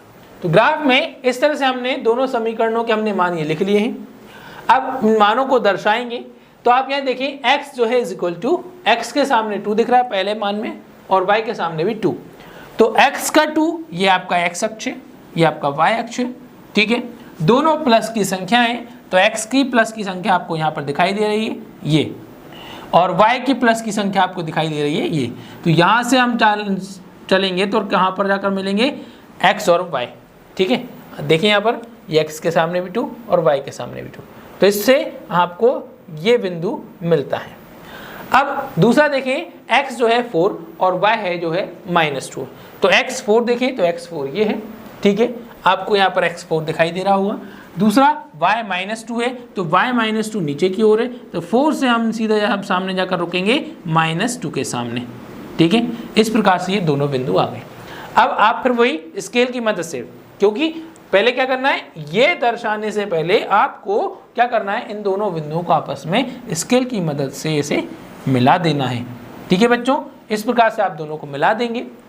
अब जब आप इन दोनों को मिलाएंगे, उसके बाद क्या करना है, अगला समीकरण, और यहाँ इनके निर्देशांक लिखना ना भूलें कि जैसे यहाँ पर आपका आया था 2 और 2। ठीक है, अगला जो था 4 और -2। ठीक है, ये दोनों निर्देशांक दर्शा लिए। उसके पश्चात हम देखेंगे x और y, तो दूसरे समीकरण में x और y वो भी 2 2 है, तो यहाँ पर वो वहीं उसी जगह पर आ जाएगा। यहाँ दोबारा लिख दें ताकि ये समझ में आ जाए कि यहाँ हमने दूसरी बार भी वही बिंदु दर्शाया है। फिर आपका x3, तो x3 और y4, तो x से चलना शुरू किया और कहाँ किधर, हम y के सामने जाकर हम इस तरह से बिंदु दर्शा देंगे, और इसको हम लिख देंगे 3 और 4। और क्या करेंगे, स्केल से हम क्या करेंगे, इस तरह से इनको मिला देंगे। ठीक है, तो इस प्रकार जब आप मिलाएंगे तो आप यहाँ ये से दोनों निर्देशांक लिखेंगे और दोनों के ऊपर जो आपके जो समीकरण थे उन समीकरणों को लिख देंगे। तो इस प्रकार से आप क्या करेंगे, सबसे पहले अनुपातों की तुलना करके, ठीक है, क्या करेंगे, अनुपातों की तुलना करके संगत और असंगत का पता लगाएंगे। अब संगत असंगत कब होंगे, जब कोई हल होगा। ठीक है, तो मतलब पहले हल निकालना पड़ेगा। अब आप देखते हैं, या तो एक अद्वितीय हल होता है या अनेक हल होता है, इन दोनों स्थितियों में संगत होगा। ठीक है, और प्रश्न में स्पष्ट कहा गया है, संगत है तो ग्राफीय विधि से ज्ञात कीजिए। तो संगत है तो ग्राफ बनाएंगे, और संगत नहीं है अर्थात असंगत है तो आप ग्राफ नहीं बनाएंगे। ठीक है बच्चों, तो इस प्रकार से हमने देखा कि हमने अनुपातों की तुलना की, तुलना करके आपने देखा कि संगत है, हल संगत है, और संगत है इसलिए हमने उनको क्या किया, इस प्रकार से हमने हल करते हुए उनके समीकरण, उनके मान निकालते हुए हमने ये जो हमने मान निकाले हैं, और इस प्रकार से मान निकालते हुए हमने वो ग्राफ आपको बनाकर दिखा दिया है। ठीक है बच्चों, तो ये आपके इस प्रकार से आपको ग्राफ बनाना है। ओके, आई होप आपको ये प्रश्न समझ में आ गया होगा। अब इसमें आपको कोई दिक्कत नहीं आनी है, और इस प्रकार से आपको सारे सवाल, सारे प्रश्न जो कि आपको यहाँ दिए हैं, ये सारे प्रश्नों को हल आसानी से कर लेने हैं। ये चारों प्रश्नों में आपको यही करना है, कुछ भी नया काम आपको नहीं करना है। ओके, आई होप अब आप कर लेंगे। चलिए हम बढ़ते हैं अपने अगले प्रश्न की ओर। तो आइए चलते हैं, देखते हैं अपना अगला 5वां प्रश्न। और 5वां प्रश्न क्या कहता है, एक आयताकार बाग जिसकी लंबाई चौड़ाई से 4 मीटर अधिक है। ठीक है, लंबाई चौड़ाई से 4 मीटर अधिक है का अर्ध परिमाप मतलब उस आयताकार बाग का अर्ध परिमाप 36 मीटर है। क्या है, 36 मीटर है। बाग की विमाएं ज्ञात कीजिए। ठीक है, तो आयताकार मतलब जो आयत के आकार का होता है, तो आयत के आकार का ये बगीचा है। ठीक है, आपको यहाँ लंबाई और चौड़ाई ज्ञात करनी है। क्या ज्ञात करने हैं, लंबाई और चौड़ाई। तो जो ज्ञात करने हैं आप उसको मान लेंगे। तो यहाँ पर लिख लेंगे कि माना कि आयताकार बाग की लंबाई, क्या मान लेंगे, आयताकार बाग की लंबाई बराबर x मीटर। ठीक है बच्चों, क्या लिखना है, आयताकार बाग की लंबाई x मीटर। ठीक है, और उसी प्रकार आयताकार बाग की चौड़ाई, क्या लिखना है, बाग की चौड़ाई वो है y मीटर है। ठीक है बच्चों, इस प्रकार से लंबाई और चौड़ाई को मान लेंगे। अब हमारा प्रश्न ये है कि सबसे पहली बात क्या कही है उन्होंने, लंबाई चौड़ाई से 4 मीटर अधिक है, अर्थात यहाँ पर लंबाई और चौड़ाई का जो अंतर है वो कितना है, 4 मीटर का है। तो आप कैसे लिखेंगे, प्रथम स्थिति के अनुसार। क्या लिखेंगे, प्रथम स्थिति के अनुसार। ठीक है, तो प्रथम स्थिति के अनुसार क्या स्थिति है भाई, क्या कंडीशन हो रही है, तो इन्होंने कहा कि लंबाई चौड़ाई से अधिक है। क्या कहा है, लंबाई चौड़ाई से अधिक है। कितनी अधिक है, 4 मीटर अधिक है, अर्थात दोनों के बीच का अंतर जो है वो कितना है, 4 का है। तो इस प्रकार से सिंपल से आसान से तरीके से आपका पहला समीकरण बन गया। ठीक है, अब आते हैं दूसरे समीकरण की ओर। दूसरे समीकरण में क्या कहा है इन्होंने, अर्ध परिमाप बताया है आपके लिए। तो भाई अब अर्ध परिमाप की बात करें तो पहले तो ये पता होना चाहिए कि आयत के परिमाप का सूत्र क्या होता है। क्या आपको आयत के परिमाप का सूत्र पता है? ठीक है, अगर यदि नहीं पता है तो पहले आप क्या करें, अब आयत का परिमाप, आयत का क्षेत्रफल, वर्ग का परिमाप, वर्ग का क्षेत्रफल, कुछ इस प्रकार के सूत्रों को याद कर लें जो कि आपको पूरी प्रश्नावली और आगे आने वाले चैप्टर्स में भी कहीं कहीं पर ये प्रयोग में लाए जाएंगे।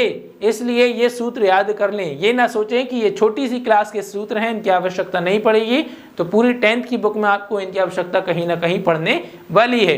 इसलिए ये इस प्रकार के जितने भी क्षेत्रफल परिमाप के सूत्र हैं वो याद कर लें। तो अब आपको मैं बताऊं, यहां पर बात कर रहे थे परिमाप का सूत्र, किसका परिमाप, आयत का। तो हम यहाँ पहले आपको आयत का परिमाप सूत्र लिखते हैं। तो हमारा आयत का परिमाप होता है, क्या होता है, आयत का परिमाप बराबर 2 गुणा कोष्ठक में लंबाई प्लस चौड़ाई। ठीक है बच्चों, ये हो गया परिमाप का सूत्र। लेकिन सवाल में बात हो रही अर्ध परिमाप का। अर्ध परिमाप मतलब आधा परिमाप। क्या, आधा परिमाप, अर्थात किसी चीज का आधा करने के लिए आप उसे किससे, 2 से भाग दे देते हैं। किससे भाग देते हैं, 2 से भाग देते हैं। जब 2 से भाग देंगे तो 2 से ये 2 भाग दिया जा सकता है, ऐसे लिख सकते हैं। या यूं कहें, इसको दूसरे तरीके से लिखें तो आप इसको किसे लिख देंगे, अर्ध परिमाप बराबर, क्या लिखेंगे, आयत का, क्या लिखेंगे, आयत का अर्ध परिमाप मतलब आधा परिमाप। तो अर्ध परिमाप बराबर, अब परिमाप का सूत्र होता है 2 गुणा लंबाई प्लस चौड़ाई। ठीक है, तो अर्ध निकालना, आधा निकालना मतलब 2 से भाग देना है। 2 से भाग देना है तो 2 से 2 कट गया, तो बचा क्या, सिर्फ लंबाई प्लस चौड़ाई। क्या बचा, लंबाई प्लस चौड़ाई। तो ये आ गया आपका क्या, अर्ध परिमाप। क्या आ गया बच्चों, अर्ध परिमाप। ठीक है, तो इस सूत्र का प्रयोग करके हम अपना दूसरा समीकरण बनाएंगे। ठीक है, तो आप ये नोट कर लें, याद से नोट कर लें, क्योंकि ये आपको काम आएगा। ठीक है, तो अब चलते हैं हम अपने अगले दूसरे प्रश्न की ओर। ठीक है, तो अपना दूसरा प्रश्न देखते हैं, दूसरे समीकरण की ओर चलते हैं। तो लिखेंगे द्वितीय स्थिति के अनुसार। द्वितीय स्थिति के अनुसार क्या है भाई, द्वितीय स्थिति, अभी हमने अर्ध परिमाप देखा, तो अर्ध परिमाप का सूत्र क्या निकला आपका, सिर्फ लंबाई प्लस चौड़ाई। लंबाई और चौड़ाई को जोड़ देते हैं तो आपका अर्ध परिमाप बनता है। तो आप सीधा से लिख सकते हैं x plus Y is equal to, आपका अर्ध परिमाप कितना है, 36 मीटर, तो बराबर 36। इस प्रकार से आपका ये दूसरा समीकरण बन जाता है। तो इस प्रकार हमारे पास ये 2 रैखिक समीकरण युग्म आ गए हैं। अब क्या करना है आपको आगे पता है, तो आप तुलना करके पाएंगे कि यहाँ पर गुणांक जो है 1/1, यहाँ पर -1/1, अर्थात ये अपने अद्वितीय हल के रूप में है। अद्वितीय हल के रूप में है मतलब इसका ग्राफ जब बनाएंगे तो ग्राफ में रेखा एक दूसरे को प्रतिच्छेद करेंगी। तो आपको ठीक उसी प्रकार से जैसे कि हमने पहले प्रश्न में क्या किया था, लड़के लड़कियों की संख्या ज्ञात की थी, ठीक उसी प्रकार से इसका भी आपको ग्राफ बनाना है और ग्राफ बनाकर देखना है। और उसमें क्या देखना है कि वो दोनों रेखाएं दोनों समीकरणों के द्वारा बनाई जाने वाली जो रेखाएं हैं वो दोनों उनको किस बिंदु पर प्रतिच्छेद कर रही हैं, अर्थात x अक्ष के सामने वो बिंदु कहां पर आ रहा है और y अक्ष के सामने कहां पर आ रहा है।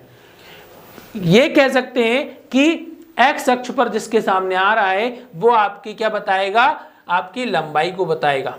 ठीक है, x अक्ष के सामने ध्यान रखना है, x अक्ष के सामने आपका x का मान, ठीक है, x अक्ष के सामने आपकी x का मान आएगा और y अक्ष के सामने जो है वो आपका y का मान, ठीक है।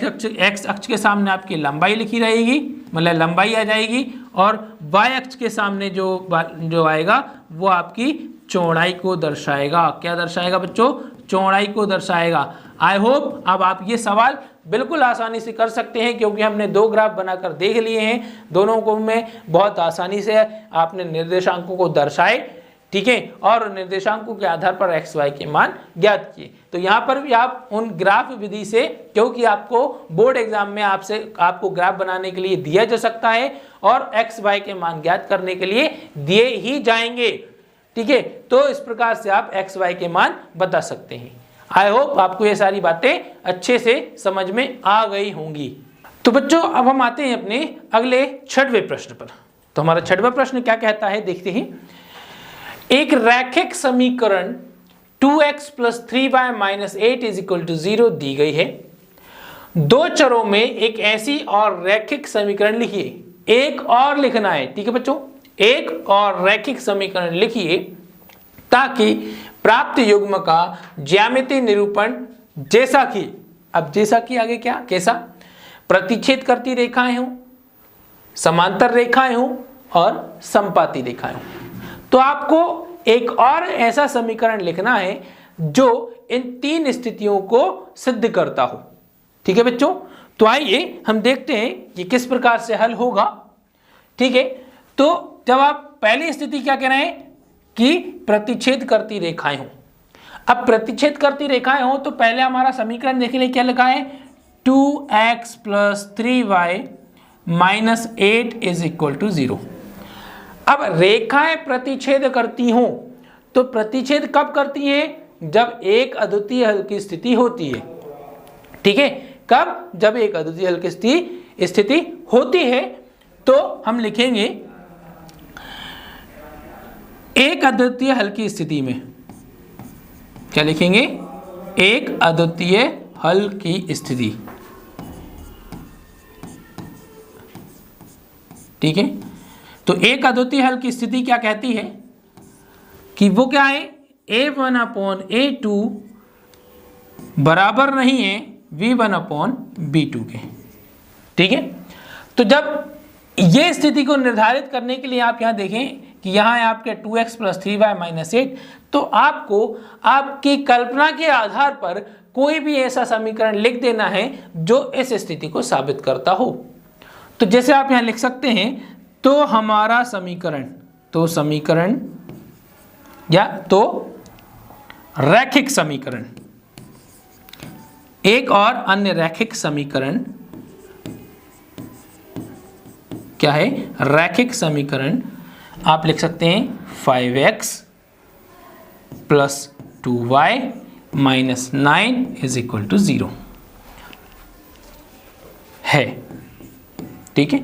तो इस प्रकार से आप ये कोई भी समीकरण, जरूरी नहीं है कि मैंने ये लिखा तो आप भी यही लिखें, आप अपने हिसाब से कुछ भी लिख सकते हैं, बस ये होना चाहिए कि ये स्थिति बननी चाहिए। जैसे आप यहाँ देखेंगे अनुपात, अगर हम यहीं के देखें, यहाँ 2/5 बनता है, यहाँ देखें तो 3/2 बनता है। तो A और B, ठीक है, A1/A2 B1/B2 दोनों बराबर नहीं है, तो 2/5 3/2 दोनों बराबर नहीं है, तो स्थिति बन रही है।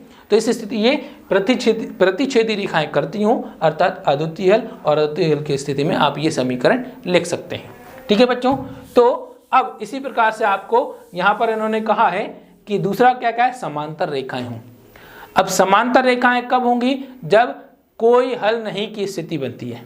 कब, जब कोई हल नहीं की स्थिति बनती है। तो कोई हल नहीं की स्थिति के लिए हम कैसे लिखेंगे, तो इसमें हम क्या करेंगे, आपका समीकरण था कि 2x + 3y - 8, क्या था 2x plus 3y minus 8 is equal to 0। तो क्या हो, समांतर रेखाएं हो, ठीक है, रेखाएं कैसी हो, समांतर हो। तो समांतर रेखाओं की स्थिति में, समांतर रेखाओं की स्थिति में, रेखाओं की स्थिति में निकाय युग्म का कोई हल नहीं होता है। क्या लिख देंगे, निकाय युग्म का कोई हल नहीं होता है। क्या, कोई हल नहीं होता है। तो कोई हल नहीं होता है तो वो स्थिति क्या होती है आपकी, a1/a2 is equal to b1/b2 not equal to c1/c2। ठीक है, a और b के अनुपात तो समान होते हैं लेकिन c का अनुपात समान नहीं होता है। तो इसके लिए आप समीकरण क्या लिखेंगे, तो हमारा रैखिक समीकरण, तो लिखेंगे तो रैखिक समीकरण, रैखिक समीकरण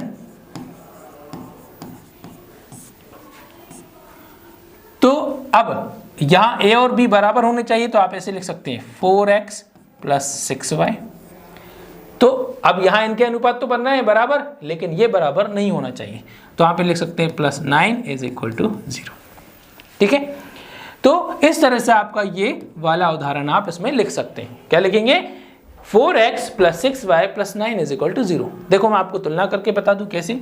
तो ऊपर देखें 2 या नीचे है 4, तो 2/4, उधर देखें 3 तो इसमें है 6, ठीक है, उधर है -8 तो यहाँ है हमारा 9।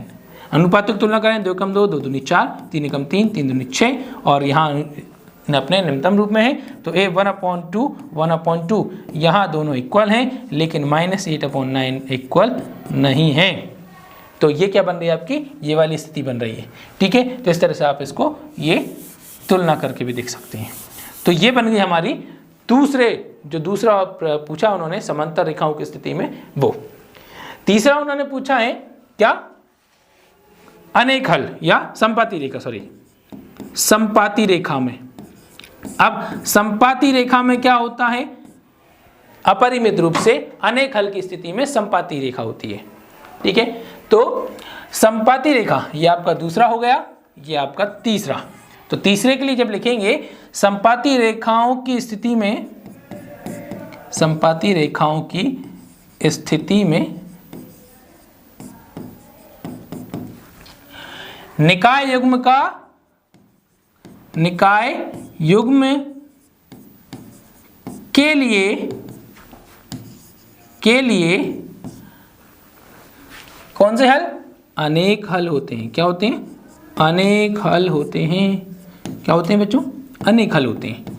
अब जब अनेक हल होते हैं तो अनेक हल की स्थिति क्या कहती है, अनेक हल की स्थिति कहती है a1/a2 equal to b1/b2 equal to c1/c2, है ना। तो अनेक हल की स्थिति क्या कहती है कि यहाँ पर तीनों अनुपात जो हैं समान होते हैं। ओके, तो तीनों अनुपात समान होते हैं, तो तीनों अनुपात समान करने के लिए आपको क्या करना पड़ेगा, इसके लिए तो हमारा रैखिक समीकरण लिखाएगा, तो रैखिक समीकरण युग्म, रैखिक समीकरण, रैखिक समीकरण क्या लिखेंगे, जैसे कि यहाँ पर है 2 तो आप यहाँ लिख सकते हैं 4x प्लस 6y और यहाँ पर बराबर है -16 इज इक्वल टू 0। ठीक है, तो इस तरह से आप यहाँ लिख सकते हैं। तो हमारा रैखिक समीकरण क्या होगा, 4x प्लस 6y माइनस 16। ठीक है, ये है। ठीक है, इस तरह से हमारा ये तीसरी स्थिति जो दी गई थी आपके, ये संपाती रेखा, और संपाती रेखा की स्थिति में क्या होता है, अनेक हल होते हैं। अनेक हल होते हैं इसलिए तीनों अनुपात बराबर होते हैं, और तीन अनुपात बराबर होते हैं तो ये हमारा उदाहरण बनेगा। ये इसको आप लिख सकते हैं, समीकरण को लिख सकते हैं। चाहे तो आप इसको फिर से तुलना करके देख लें, वहाँ पर 2 है, यहाँ पर 4 है, 2/4, वहाँ पर 3 है तो यहाँ पर आपका 6 है, ये वहाँ पर -8 है तो यहाँ पर आपका -16 है। ठीक है बच्चों, तो देखिए आप 2 एकम 2, 2 दूनी 4, 3 एकम 3, 3 दूनी 6, 8 एकम 8, 8 दूनी 16, माइनस से माइनस कैंसिल। सभी के अनुपात में क्या आएगा आपका, 1/2 आएगा।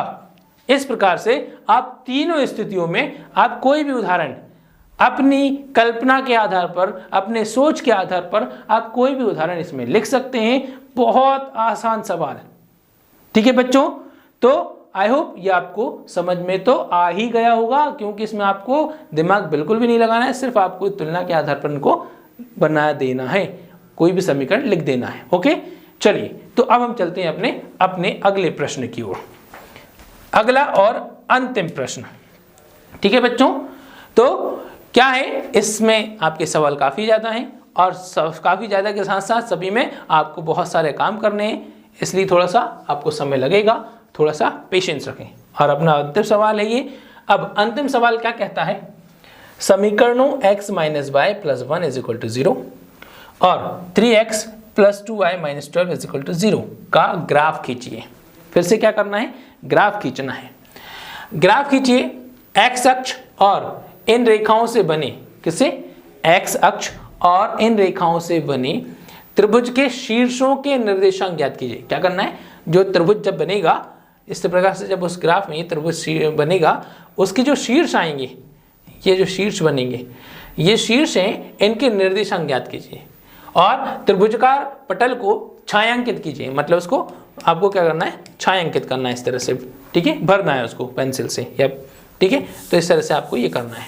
ओके, चलिए तो अपने प्रश्न को क्या करते हैं, आगे बढ़ाते हैं और आपको क्या करना है, ग्राफ बनाना है। तो ग्राफ बनाते हैं। तो ग्राफ बनाने के लिए आप पहले समीकरण लिख लें, ठीक है। तो समीकरण लिखेंगे तो आपका क्या है समीकरण, x - y + 1 = 0, ठीक है, यह पहला समीकरण। दूसरा समीकरण 3x + 2y - 12 = 0, यह आपका दूसरा समीकरण। ओके बच्चों, अब हम एक एक करके दोनों समीकरणों को लेते हैं। तो पहला समीकरण लिखेंगे समीकरण 1 लेने पर, ठीक है बच्चों, समीकरण 1 लेने पर, ठीक है। तो समीकरण 1 है x - y + 1 = 0। ठीक उसी प्रकार से क्या करेंगे, एक चर को इस तरफ छोड़कर बाकी सबका पक्षांतर कर दिया जाएगा। तो पहले अचर राशि का पक्षांतर किया तो x - y = -1, फिर -y को, क्योंकि जो चर माइनस में उसको उस तरफ ले जाया जाए, ठीक है, माइनस वाले चर को इस तरफ ना छोड़ा जाए। तो x = -1 + y, ये स्थिति बनती है, ठीक है। फिर आप क्या करेंगे, एक बॉक्स बना लेंगे, ठीक, पहले की भांति बॉक्स बना लेंगे, ऐसे बॉक्स बना लिया। अब उस तरफ y है तो आपको क्या करना है, y का या x का, किसका मान सोचेंगे, y का मान सोचेंगे। y का मान मान लो कि 4, ठीक है, तो लिखेंगे x = -1 + 4, है ना, कितना आसान। तो x = -1 + 4 होता है 3, तो x की वैल्यू हो गई 3। फिर ये होगा पहला मान।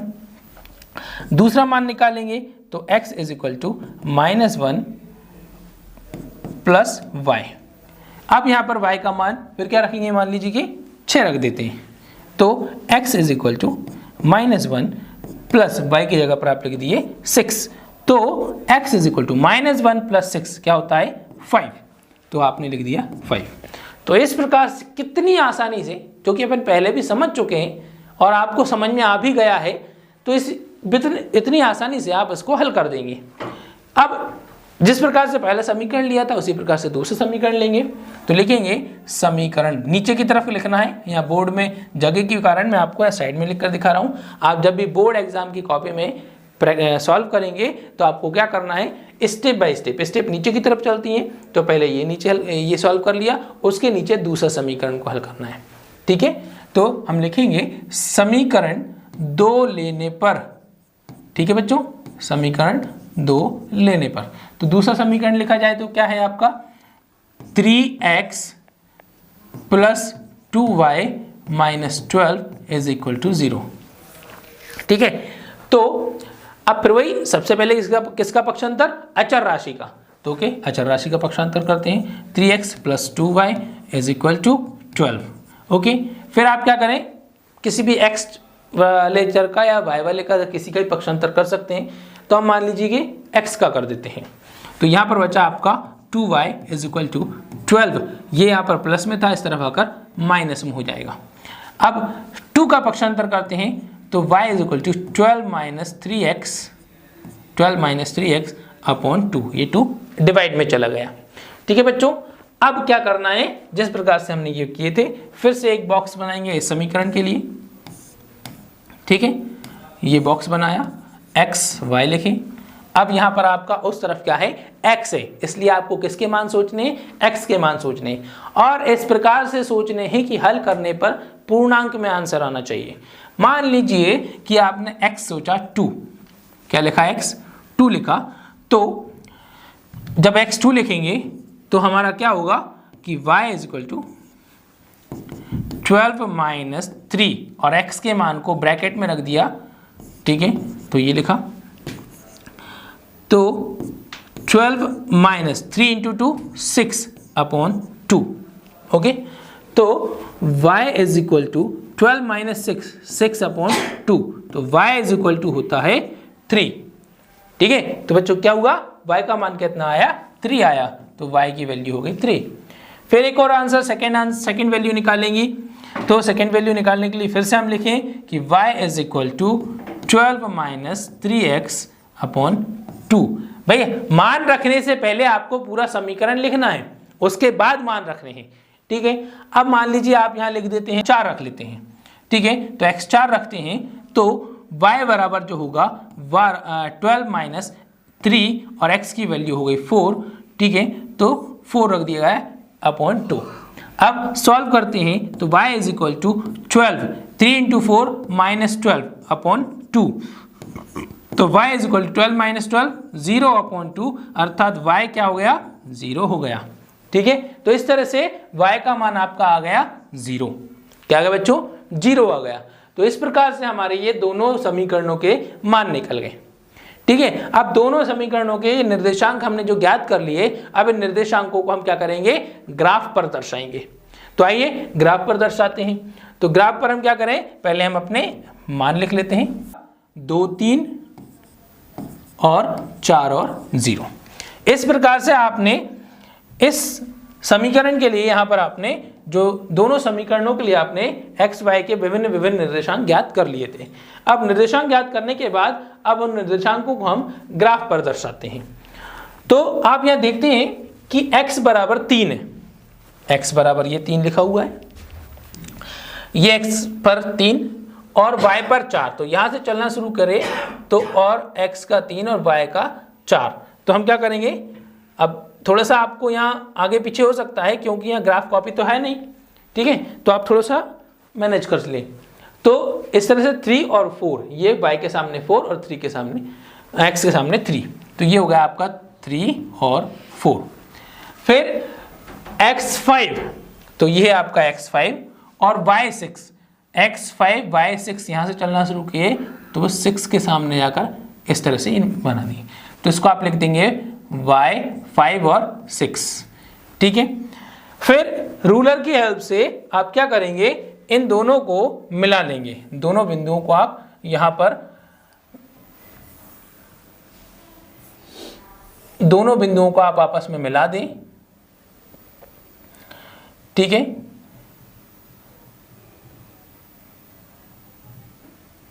तो इस प्रकार से आप दोनों बिंदुओं को मिला देंगे। ठीक है, तो ये आपका पहले बिंदु के निर्देशांक जो आ गए। ठीक है, तो यहां देखेंगे एक बिंदु आपका ये था, दूसरा आपका ये था। ठीक है बच्चों, तो अब ये पहले उससे आ गया। दूसरा जो तो है x इज इक्वल टू 2। ठीक है, तो x देख लें 2 और y 3, तो यहां से चलना शुरू किए तो वो आपका यहां एक तरह से इस लाइन के ऊपर ही आ रहा है। ठीक है, कहां आ रहा है, इस लाइन के ऊपर आ रहा है। फिर आप देखें x जो है 4 है, x जो ये 4 है और y 0 है। अब आप 0 वाले और 4 वाले में कंफ्यूज ना हो, बच्चे हमेशा अक्सर क्या करते हैं, इसमें गलती कर देते हैं कि जैसे ये बना हुआ है कि ये 0 ये 4 और ये 4 ये 0, इसमें बहुत कंफ्यूजन होती है बच्चों को। तो आप इस बात पर ध्यान दें, x 0 y 4, आपका ये 0 है, x0 y4, तो y4 तो y पर जाकर लाइन बिंदु बना देंगे आपका। जब y4 होगा तो y वाली लाइन पर बिंदु बनना है। ठीक है बच्चों, ध्यान से सुन लेना क्योंकि ये गलती अक्सर होती है। तो क्या बोला है, x0 y4, तो x0 ये हो गया, y4 पर चलना, क्योंकि हम x से चलना शुरू करते हैं और y के सामने जाकर ठहरते हैं, तो x से चलना शुरू करेंगे और y पर जाकर ठहरेंगे। यहां पर हमारा है 40, तो हम 4x पर है तो हम 4 पर आए, और y का 0 है तो हम यहीं पर रुक जाएंगे, और हमारा ये बिंदु कहां दर्शाया जाएगा, यहां दर्शाया जाएगा। ठीक है बच्चों, फिर रूलर की हेल्प से हम इनको दोनों बिंदुओं को मिलाएंगे, तो जब ये दोनों बिंदु मिलेंगे तो कुछ इस तरह से त्रिभुज आपको बना दिखाई देगा इसमें। ठीक है, तो आप यहां देखते हैं इस प्रकार से ये दोनों बिंदु आपको, जब ये दोनों बिंदु मिलेंगे तो आप देखेंगे कि इस प्रकार से आपका ये त्रिभुज बनता है। तो उन्होंने क्या कहा, सवाल में आपसे क्या कहा गया है कि आपको जो ये जो त्रिभुज आपको इसमें प्राप्त होगा, इस त्रिभुज के शीर्ष लिखने हैं।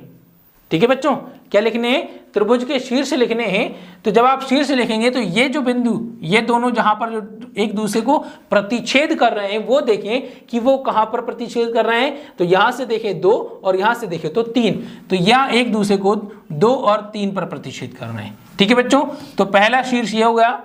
फिर यहां देखें तो ये जो है कहां पर प्रतिच्छेद कर रहा है, 4 और 0, 4 और 0 पर प्रतिच्छेद कर रहा है, सॉरी यहाँ पर इसको काट रहा है, इस एक्सिस को ये इस पर काट रहा है। इसी तरह से इस प्रकार आप इस पर देखेंगे तो ये थोड़ा सा ग्राफ कॉपी ना होने के कारण आपका की जो रेखा है थोड़ी हटकर चली गई है, अर्थात आप ये यूं कह सकते हैं कि ये आपके 2 से होकर जाएगी।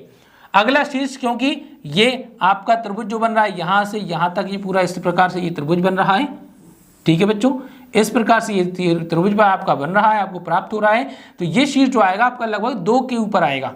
ठीक है, आप जब ग्राफ कॉपी में बनाएंगे तो बिल्कुल आपका ये एग्जैक्ट फिगर बनेगा, और बिल्कुल ये रेखाओं पर या एक बिल्कुल एग्जैक्ट बिंदु पर ही आएगा, जिससे आप इसको यहाँ पर लिख देंगे। जो भी बिंदु यहाँ पर आएगा, 2 पर आता है, 1 पर आता है, 3 पर आता है, वो आपके ग्राफ के अनुसार आएगा। मान लें कि यहाँ पर 2 पर आता है तो -2, ठीक है, और 0 लिखा जाएगा ये। तो इस तरह से ये शीर्ष प्राप्त होते हैं। आपका मुख्य ये मेन शीर्ष ये जो है 2 और 3, और साथ ही साथ आपको क्या बोला गया है, इसको छायांकित करने के लिए बोला गया है। तो आप इसको क्या कर सकते हैं, छायांकित करते हैं। ठीक है, तो इसको आप पेंसिल से इस तरह से छायांकित कर देंगे अपने ग्राफ को। ठीक है बच्चों, तो आपको इसमें इस सवाल में आपको इस प्रकार से ये आपको हल करना है कि क्या करना था कि जो 2 समीकरण दिए थे, दोनों समीकरणों के ग्राफ बनाने थे।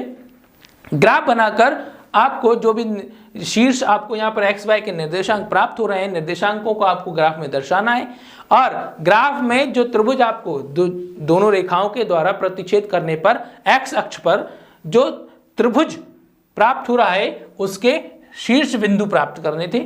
तो ये वो आ गए हैं आपके, और इस तरह से आप उसको छायांकित कर देंगे। तो इस प्रकार से दोस्तों हमारी इस प्रश्नावली के 7 सवाल यहाँ पर पूर्ण होते हैं। ठीक है, इसी के बाद हम अपने अगली वीडियो में अगली प्रश्नावली के साथ आपसे मिलते हैं। अभी तक आपने हमारे चैनल को यदि सब्सक्राइब नहीं किया हो तो सब्सक्राइब कर लें और बेल आइकन पर क्लिक कर दें, जिससे आपको हमारे सारे इंपॉर्टेंट नोटिफिकेशन आपको सबसे पहले मिल सकें। तब तक के लिए धन्यवाद। जय हिंद, जय भारत।